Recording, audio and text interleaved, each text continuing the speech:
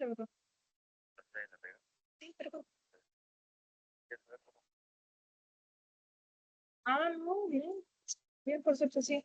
O sea, no, o sea, sigo mal, pero no, nada peor.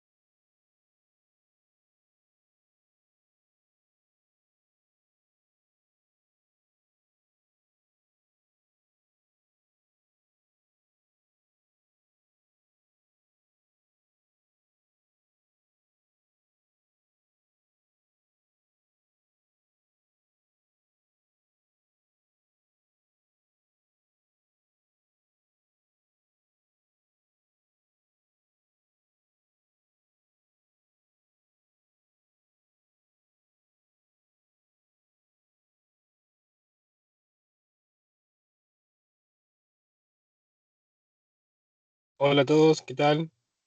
Disculpen el atraso, tengo un desfase con el horario de esto, me aparecía a las 12 del día.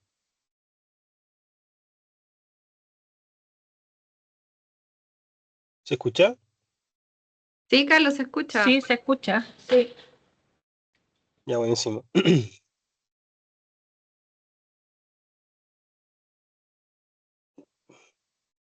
Denme un minuto, un segundo para...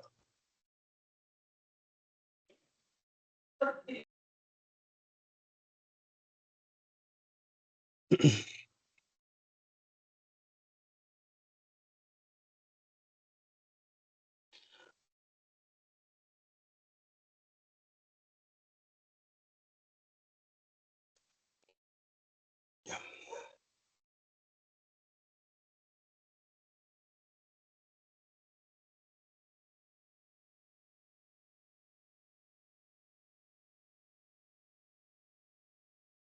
Bueno, primero que todo, buen día a todos. Esta, esta charla eh, corresponde más o menos como un tema relacionado de forma general o transversal, como riesgos laborales, eh, o inducción de seguridad de salud ocupacional, o IRL, que actualmente, antiguamente, muchos lo conocían como la ODI, o la obligación de informar.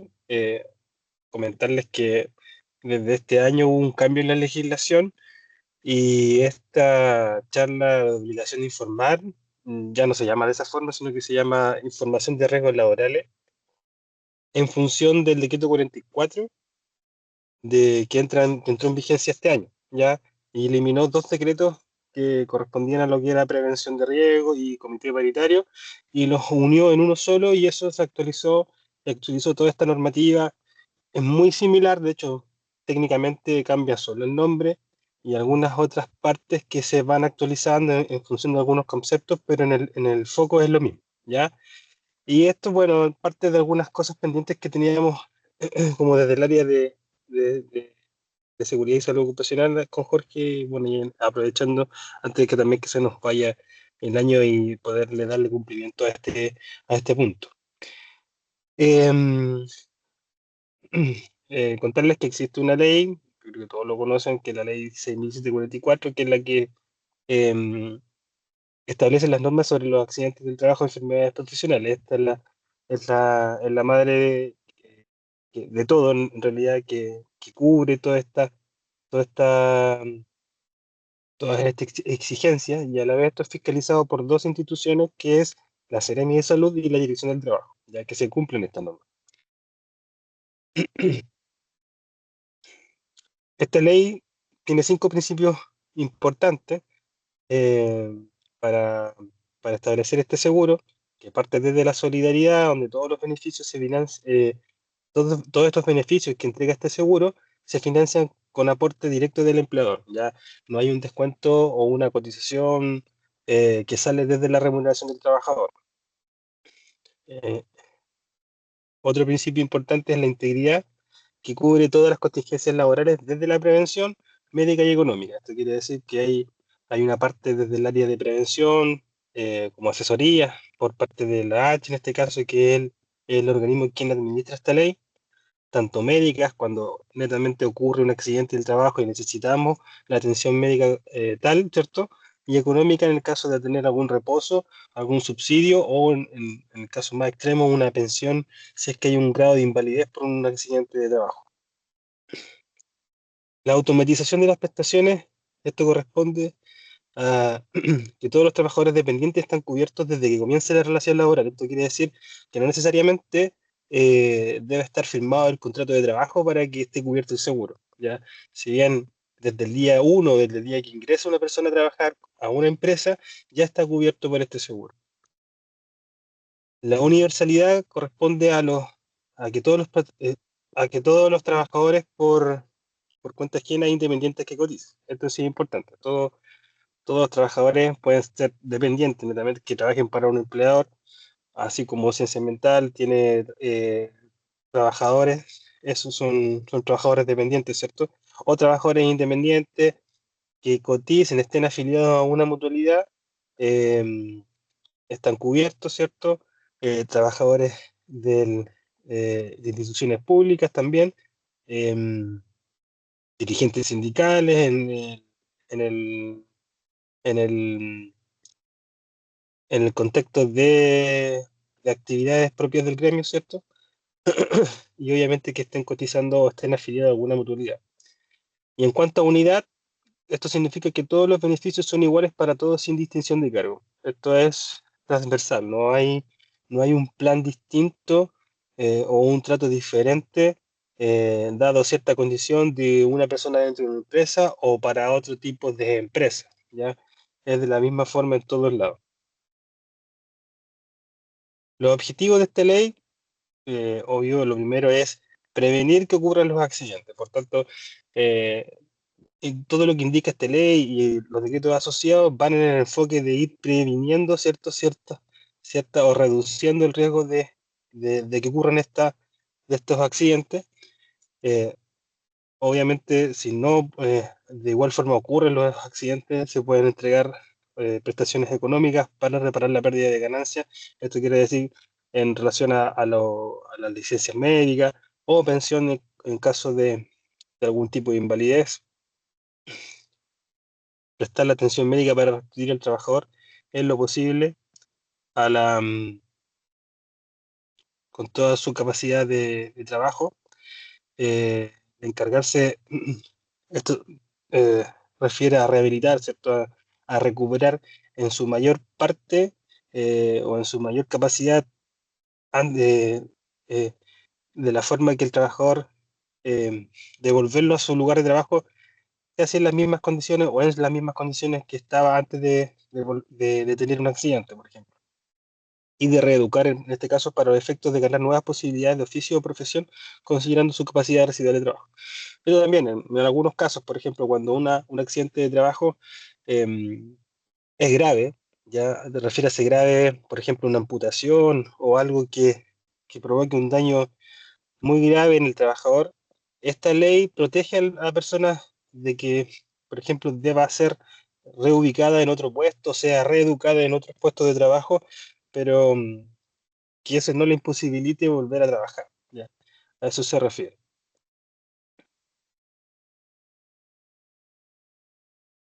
¿Cuáles son las contingencias que están cubiertas? Son bueno, las que yo creo que la mayoría ya conoce, que son los accidentes de trabajo, enfermedades profesionales y accidentes de trayecto.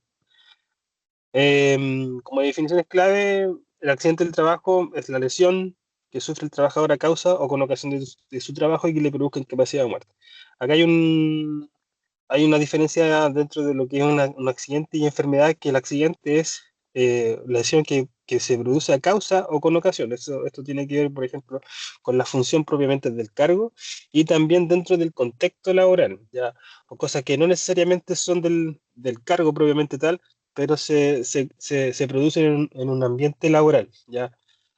O que el empleador organice, ¿cierto? Y, eh, y, mm, y dé algún tipo de indicación, y dentro de esa actividad, por ejemplo, o pues, se produce un accidente, eso es con ocasión, ¿ya? Por ejemplo, desplazarse dentro de las instalaciones, eh, tener un accidente, no sé, en el área de decoración, o organizar una actividad extraprogramática, y eso es fuera de la dependencia de la empresa, también es considerado como un accidente, ¿ya? En cuanto a lo que es enfermedad, esto es un poco más específico, ya que es de manera directa por el ejercicio o profesión del trabajo y que le produzca incapacidad o muerte. Ya, en ese contexto, el organismo administrador que administra esta ley debe hacer un estudio más específico de cómo ocurrieron o cuál era la exposición del trabajador a tal agente que le produjo una enfermedad. Y en cuanto al accidente del trayecto, bueno, la ley indica que son los trayectos ocurridos en el trayecto directo y de regreso entre la habitación y el lugar de trabajo. Em, y aquellos que ocurren entre dos lugares de trabajo, en el caso de que esa persona trabaje en dos partes distintas o para distintos empleadores, es el segundo empleador el que se hace cargo del accidente. Acá hay un tema importante porque mucha gente tiene como entendido o les habían dicho en alguna otra oportunidad, me pasa mucho, que dice que el trayecto directo o la ley dice que son 2 horas para llegar a la casa o viceversa, ¿ya? Eso es falso porque la ley en ninguna parte dice que es un trayecto, indica un límite de tiempo. Lo que sí es un trayecto directo, ¿ya? Y también se puede considerar como trayecto directo el hecho de que algunas personas, por ejemplo, dejen antes de irse en la dirección de su trabajo, pasan a dejar a sus hijos al colegio y a la vuelta da lo mismo. Lo pasan a buscar y se van a su casa. Ya eso también se considera como un accidente trayecto.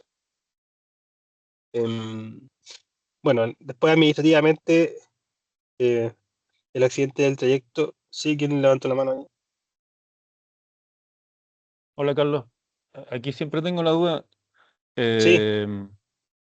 eh, sobre esto de la rutina, digamos, del trayecto.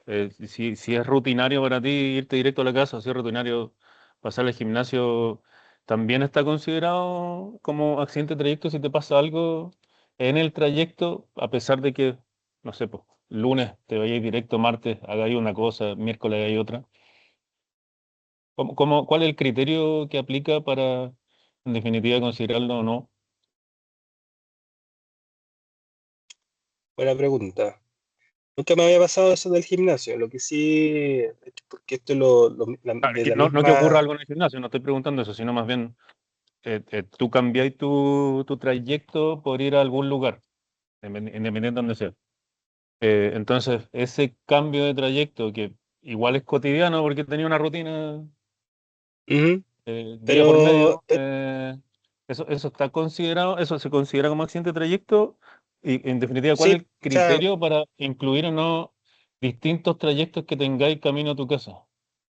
ya por ejemplo, claro, es que dentro de lo rutinario, y se puede justificar el tema el ejemplo de los hijos al colegio, porque es algo que no se desvía tanto del horario, ¿ya?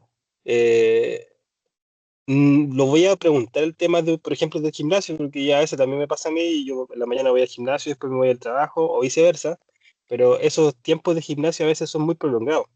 En la mañana quizá no habría problema, porque tú tienes como un horario de ingreso al trabajo, o se podría como más justificar, pero si eso, por ejemplo, tú tienes un accidente del trayecto y no sé, pues normalmente sales del trabajo a las 6 de la tarde y saliste del gimnasio al cierre, que puede ser a las 11 de la noche, es se podría cuestionar un poco, ¿ya? Es que el criterio va como netamente depender quién va a calificar el accidente de trayecto y también de la gravedad del accidente del trayecto, ¿ya? Claro. Pero, pero es como, a ver, tendría que verse en cada caso, ¿ya? Pero a lo que iba yo como el ejemplo es que para lo que es, en este caso, el ejemplo que se toma siempre de lo de ir a dejar o ir a buscar a los niños al colegio, eso sí se ha visto y se ha aceptado como un accidente del trayecto, ¿ya? Eh, ¿Qué otra cosa iba a mencionar? Ah, el tema de la documentación, porque el accidente del trayecto siempre se acompaña de una documentación como tal. Por ejemplo, el parte policial, en el caso de que también, de la misma forma, la ley dice parte policial debe estar acompañado del parte policial, de la primera atención de un centro asistencial en el caso de que haya una emergencia y tiene que ir a otro lugar, de la declaración del trabajador, obviamente eso sí o va, o declaración de testigos si es que lo hubiere. En el caso de un parte policial, por ejemplo, si tú te caes, no sé, pues te torces el tobillo saliendo del trabajo, un accidente de trayecto, es como un poco innecesario esa parte. En la práctica no sé, en la práctica, por eso digo, en el caso a caso hay que verlo, pero en la práctica como que no va mucho al caso ir a una comisaría a decir, oye, me torcí el pie, necesito el parte policial porque necesito que esto me lo pasen por accidente el trayecto. Eso como que no corresponde mucho. Sí, cuando, por ejemplo, en el accidente de trayecto hay más lesionados, por ejemplo, un accidente de tránsito, y hay dos vehículos, terceras personas involucradas, ahí sí es necesario. Eh, o en la primera atención de un centro asistencial por la gravedad del accidente, no sé, por ejemplo, esto pasa en la autopista, y en la autopista, eh, todo este tema de emergencia de la autopista se hace cargo la concesionaria de la autopista. Y ellos no te van a preguntar, oye, ¿tú de qué mutualidad eres? Sino que te van a mandar, de acuerdo a su plan de emergencia, a un centro asistencial que ellos tienen como em, dentro de su protocolo, dentro de su plan. Entonces, y de ahí obviamente se va a derivar después a tu mutualidad, pero la primera atención va a ser la que ellos tengan como dentro de su procedimiento. Y, y eso, ¿ya? No sé si respondí algo a tu pregunta, Homero. Sí, sí, sí. O sea, está bien. Gracias. Ya, dale. ¿Quién tiene ahí la mano? Rodrigo, parece. Sí, sí, hola, es una consulta. Y aplicaría también de la misma manera lo de accidentes de trayecto si es que eh, hipotéticamente te ocurre algo en transporte público. No sé, te lastimaste el brazo porque funcionó mal la puerta de la micro, por ejemplo. Sí, sí, obvio. Ya, Sí, pasa ok. mucho eso. Pasa mucho eso de accidentes con el transporte público, gente esperando en el paradero, o te cae o te torces el pie cuando vas subiendo, bajando de la micro, o la micro frena muy fuerte y tú chocas con algo de la micro. Todo eso es parte de un accidente de trayecto. Ya, perfecto. Y al otro, pasando a otro tema, también dentro de lo que establece el decreto 44 es hacer una difusión de lo que es la identificación de peligro y evaluación de riesgo, o la MIPER, ¿ya? Yo creo que algo, todos conocen o han escuchado sobre la matriz de riesgo, o la MIPER en este caso. La MIPER es una herramienta que generalmente se usa dentro del área de prevención como para identificar tus tareas y evaluar los peligros y riesgos de tus tareas, ¿ya? Esto hace un tiempo atrás no tenía como una norma, ya muchas, o sea, si bien estaba como dentro de las herramientas de gestión de todas las empresas, y especialmente en la minería, es como bien se toma muy en serio el tema de la matriz, no había como una legislación chilena que diera o estableciera las directrices para generar una matriz, ya muchas empresas, y siempre ha estado el tema de que la matriz siempre debe estar en una empresa, pero no estaba como cada uno podía tener una matriz distinta, ya de acuerdo a sus criterios, de acuerdo a su metodología, pero ahora no, ahora hay una guía técnica que te dice cómo debe estar construida esta matriz, ¿ya?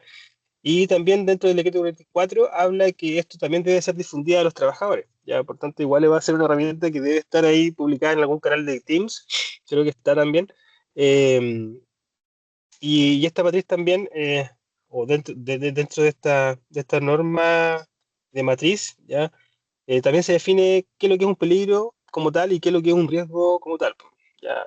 Eh, el peligro se define como una situación, fuente o acto que puede causar daño a la salud, lesiones físicas o deterioro de la salud, ¿ya?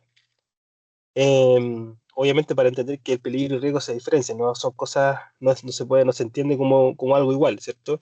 El peligro de una situación, por ejemplo, aquí en la imagen se ve que hay unos tachos de residuos, ¿cierto? Que están provocando una condición insegura, lo mismo una fuente de energía que puede estar deteriorada, o el piso obviamente está resbaladizo, y eso es una condición de peligro, una situación, ¿cierto? Que puede provocar un daño, ¿ya?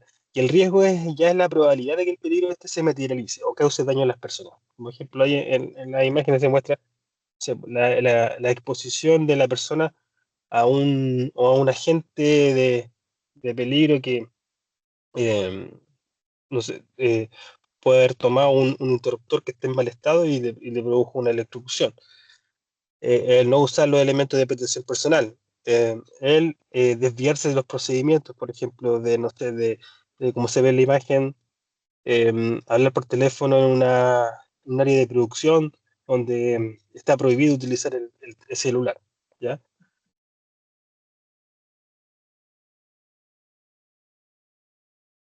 Entender que los peligros, o sea, los accidentes, perdón, no ocurren por casualidades, ¿cierto? No por causa del destino, que esto ocurrió de mala suerte, o que justo hoy día o, no, ocurrió un accidente porque, no sé, amaneció nublado, hacía mucho calor y por eso ocurrió. Siempre ocurren porque hay una falta de control y esto va desencadenando en un efecto dominó, ¿cierto? O por una causa raíz, cosas que no se controlaron y finalmente se provocan pérdidas, ya que estas pérdidas pueden ser materiales o físicas. Ese es el árbol, ¿cierto? Que se va dibujando de que cuando ocurren los accidentes. Yo creo que todos hemos visto este iceberg, ¿cierto? Este gráfico de Frank Beard que siempre nosotros vemos la punta, ¿cierto? Del iceberg y vemos que cuando ya está materializado, cuando hay un accidente grave o fatal, ahí nos alertamos, oye, esto no es, pasó esto algo grave, pero a veces no nos damos cuenta y hacia abajo, hacia atrás, pasaron muchos actos y condiciones inseguras que a veces no las reportamos o no nos damos cuenta y de eso al menos 600 son incidentes sin daños materiales, que casi ocurren accidentes, que casi ocurrió una lesión o casi se golpeó una persona. Y de esos 600 incidentes sin daño material, al menos 30 fueron sin días perdidos, que son los días perdidos se refiere a días de licencia, ¿ya? Accidentes sin días perdidos. Y de esos 30, 10 al menos sí fueron con días perdidos. Y de esos 10 con días perdidos ocurre uno fatal, o grave o fatal. Para, para darle como una definición al accidente grave y fatal, esto también está definido dentro de un compendio de normas de la suceso, que hay ciertas situaciones que definen un accidente grave. Para que se entienda un accidente grave, por ejemplo, no, es que me martillé el dedo y me dolió y sangré mucho, eh, yo le doy esa categoría de grave, ¿ya? Hay ciertas situaciones que lo definen como grave, como por ejemplo una caída de altura sobre 1,8 metros, que eso es lo que establece esta norma. Si yo me caí de la escalera tratando de cambiar el foco, por ejemplo, de la oficina, y eso está sobre 2 metros en una escalera, me caigo, es un accidente grave. Aunque la persona quizás no tenga algún tipo de lesión. Pero si yo me caigo de esa altura, para la ley es un accidente grave. Eh, el, el que obligue a realizar maniobras de rescate o reanimación, ¿ya? Em, También el que la persona no pueda salir por sus propios medios de un lugar donde estaba trabajando y no se provocó un colapso de algún material, ¿cierto? Y yo no puedo salir por mis propios medios, eso también es un accidente grave, aunque la persona no tenga lesión. También eso se entiende como parte del rescate, ¿no? Que no necesariamente deba ser rescatado por ejemplo, por bomberos, por alguna ambulancia o algún equipo o alguna brigada de emergencia. ¿Ya? Eso es importante porque para que nosotros a veces también tomemos conciencia de que cualquier situación o situación de peligro nos pueda exponer a una situación de un accidente grave como tal, ¿ya? Em, bueno, también obviamente algún tipo de accidente que provoque la amputación eh, de cualquier extremidad, también obviamente es considerado como grave, y que también afecte el desarrollo de la faena como tal, ya, o afecte más personas dentro de un mismo equipo de trabajo. No sé si se entiende hasta ahora. ¿Hay alguna otra? ¿Vamos bien? Sí, sí se entiende. Ya, perfecto. Ya, perfecto. Bueno, dentro de la MIPER, ¿cierto? Hay dos situaciones que son las causas inmediatas antes que son las que ocurren cuando ocurre el accidente o la pérdida. Y bueno, también las causas básicas que son las que vienen de más atrás, ¿cierto? En las causas inmediatas nos podemos dar cuenta que el accidente puede haber ocurrido por una acción o una condición insegura, ¿ya? Que la acción insegura, un ejemplo es el acto que comete el trabajador que los desvió de una manera aceptada. En este caso, hay que ver más atrás, que esta acción insegura, por qué factor personal, de acuerdo a una causa básica, pudo haber ocurrido. Si la persona no sabía, ojo, no tenía un entrenamiento, no estaba capacitado en algo, o no quería, no sé, por algún tipo de desmotivación o un contexto organizacional, X motivo, por un factor ya más personal de la persona, o si no podía, porque la persona a lo mejor no estaba, su condición de salud no era compatible quizás con el trabajo, o algo le impedía que no pueda hacer correctamente el trabajo, ¿ya? Y en cuanto a las condiciones, esta es una condición de peligro existente generada en el lugar de trabajo y también se debe a un factor del trabajo, ya sea un ambiente, equipos quizás no sean los adecuados para el trabajo, o los materiales no eran los que correspondían, o no existía metodología de trabajo o procedimiento de trabajo adecuado. Bueno, y dentro de esta herramienta se debe evaluar, ya identificando las tareas, identificando los peligros y los riesgos de estas tareas.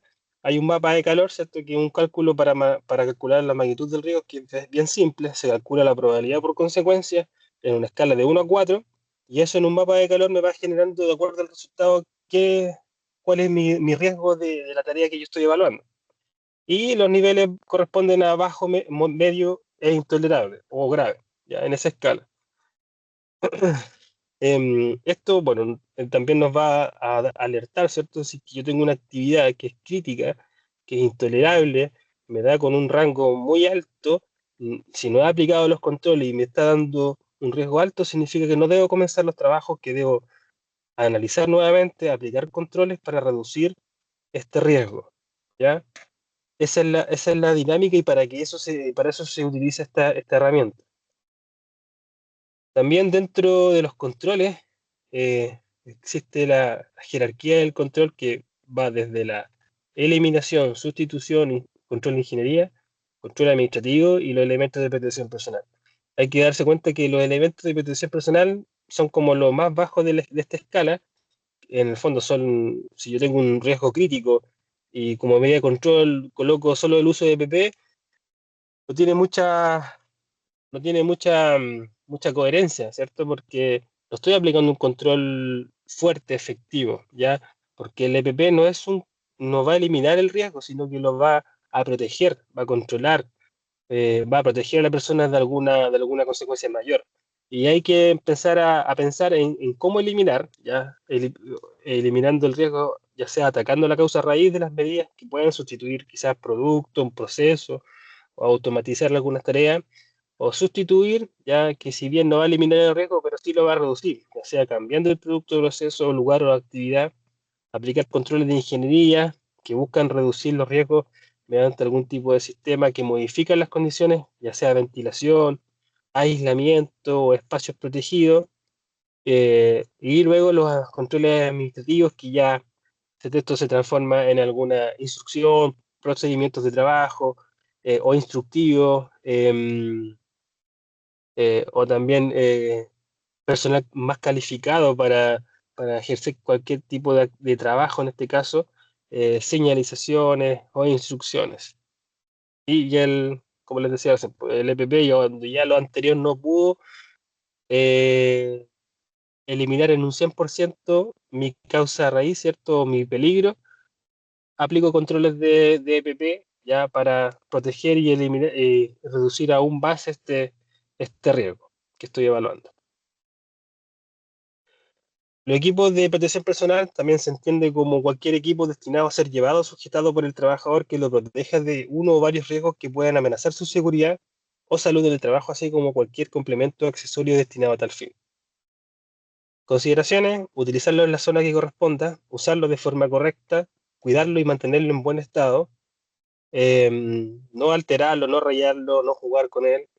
En caso de presentar alguna falla o deterioro, informarlo a su jefatura directa para poder aplicar el recambio de esto. Y usar EPP en las zonas descritas de uso obligatorio. Ya muchas veces hay zonas en las que ustedes a lo mejor en terreno están expuestos y quizás no están expuestos a ningún riesgo, pero hay un lugar donde tienen que ingresar que el uso es obligatorio. Hay que cumplir con esas normas de utilizarlo como tal, como se dice en alguna señalización.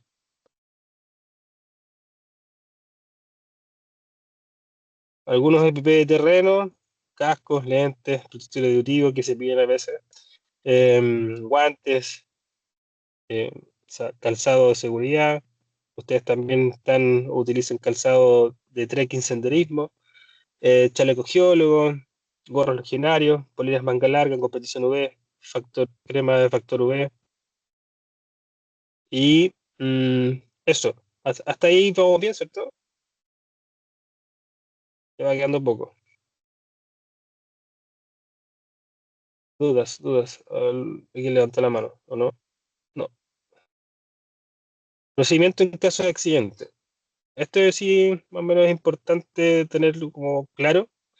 Cuando ocurre un accidente, lo primero es informar a su jefatura directa y también informar que las jefaturas también informen, en este caso al área de seguridad, Jorge o a mí, y también hacer la bajada hasta el comité paritario. ¿Ya? ¿Por qué al comité paritario? Porque todos los accidentes deben investigarse, ¿ya? Como tal. Y el comité paritario también debe participar en la investigación de accidentes, ¿ya? Cuando ocurre el accidente, evaluar si requiere o no requiere atención médica. Si requiere atención médica, o asistir a un centro de salud H más cercano. Si no requiere atención médica, hacer un monitoreo interno de las condiciones de la persona. Esto porque muchas veces puede que ocurra un accidente y la misma persona diga, no quiero ir a la H por ahora, pero quizás el dolor de la lesión puede persistir en el tiempo. Y de igual forma la persona puede ingresar a la H posteriormente, ¿ya?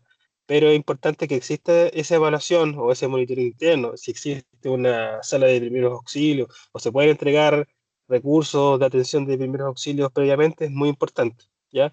Y obviamente el reintegro laboral. Eh, si, si directamente la persona necesita atención médica, asistir a un centro de salud H. Después, administrativamente, en este caso la empresa o ciencia ambiental debe emitir una declaración individual del accidente del trabajo dentro de las 24 horas. Por eso es importante cuando se ocurre un accidente, se hace la información a todas las personas que van a estar como acá, eh, tanto supervisor, el área de prevención y comité militario, se entreguen todos los antecedentes que también van a ayudar a alimentar o a enviar esta dieta, ¿ya? Que eso es por ley, también debe hacerse dentro de las 24 horas la dieta, ¿ya? Eh, para ser efectivo o no tener ningún inconveniente con el tema de seguro, ¿ya? Y la persona de reintegro laboral, cuando los días de licencia o lo que indique la atención médica de H, en base a un alta laboral, volver a las labores que correspondan. Claro, con ese procedimiento de notificación de accidente.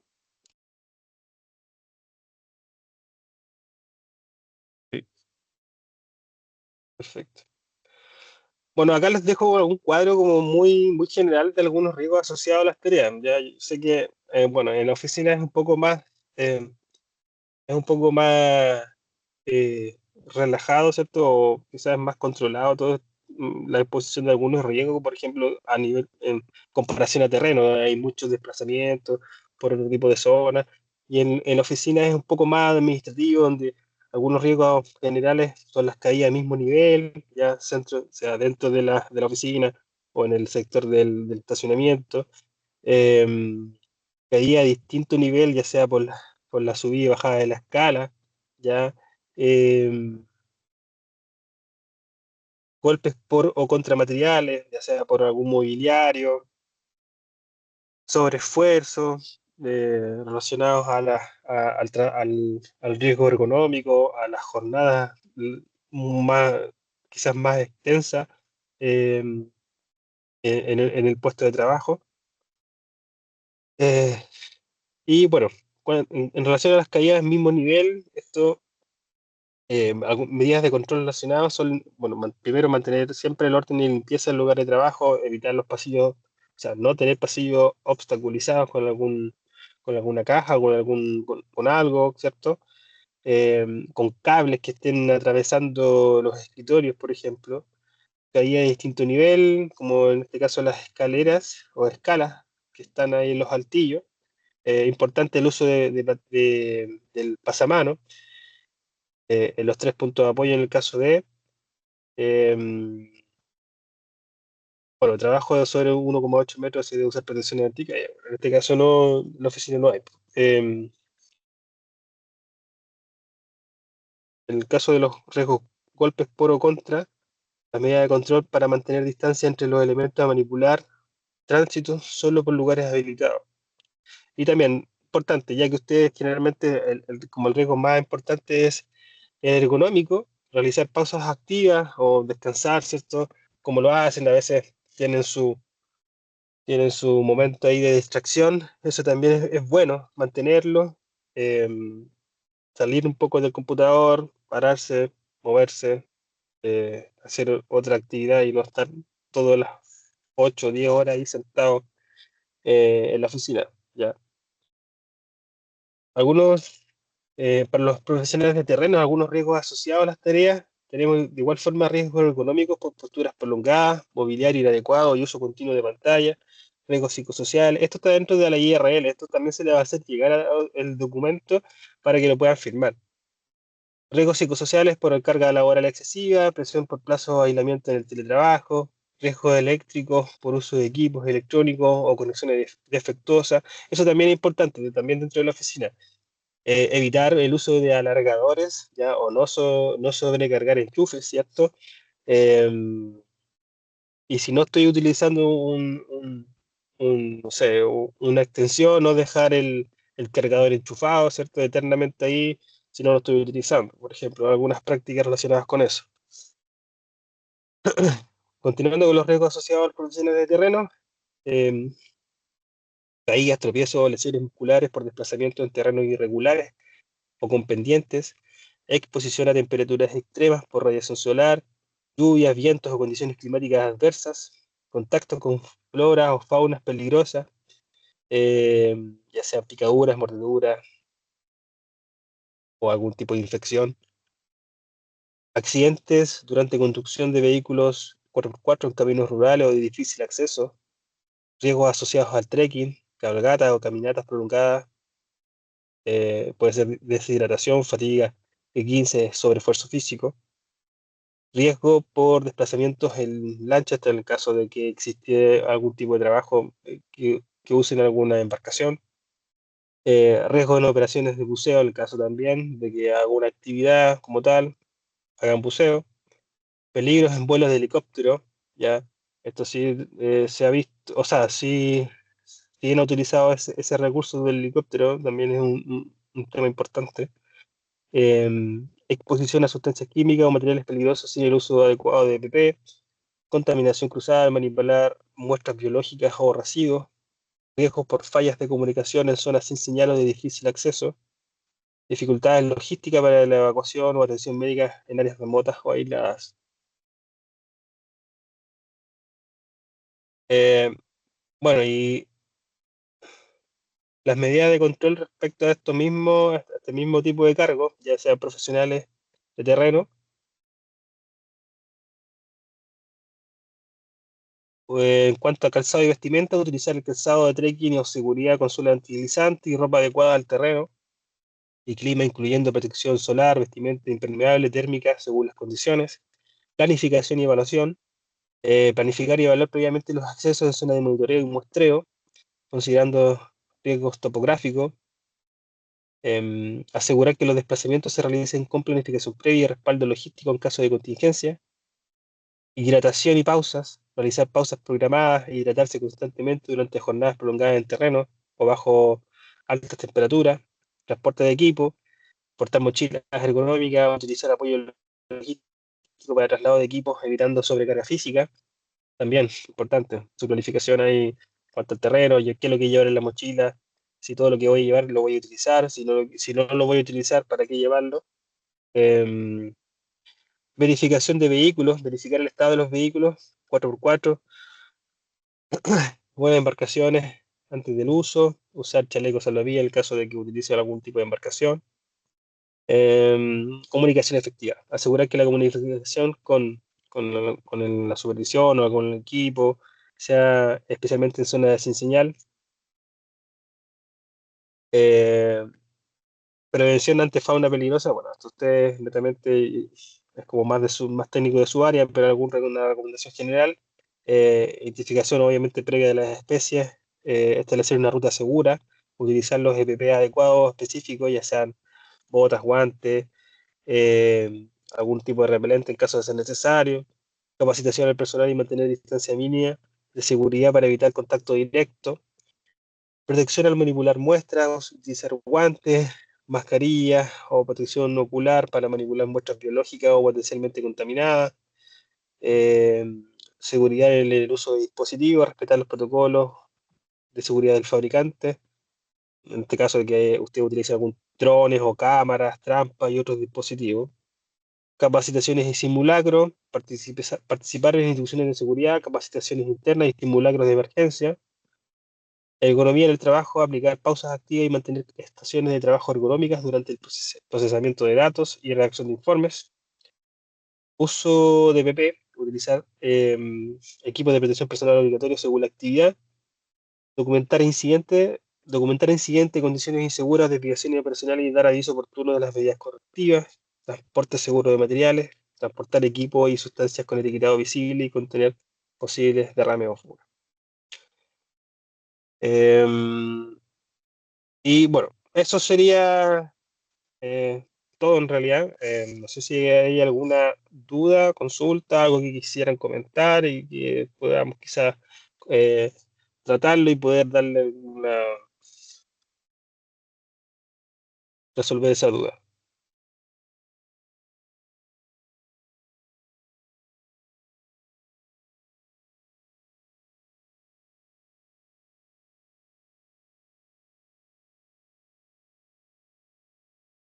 ¿No? No, no hay duda acá, Carlos, gracias. Perfecto. No tengo dudas, gracias.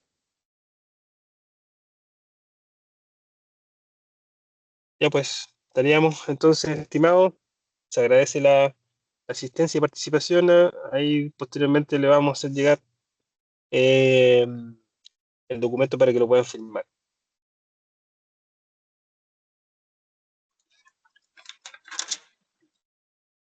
Ya pues, que estén muy bien. Gracias. Gracias, Gracias. gracias, Gracias, Carlito. Carlos. Chao. Gracias, Carlos. Chao, chao. Bien. Chao, Chao, chao. chao, Gracias. chao. Chao, Chao, gracias. gracias. Chao.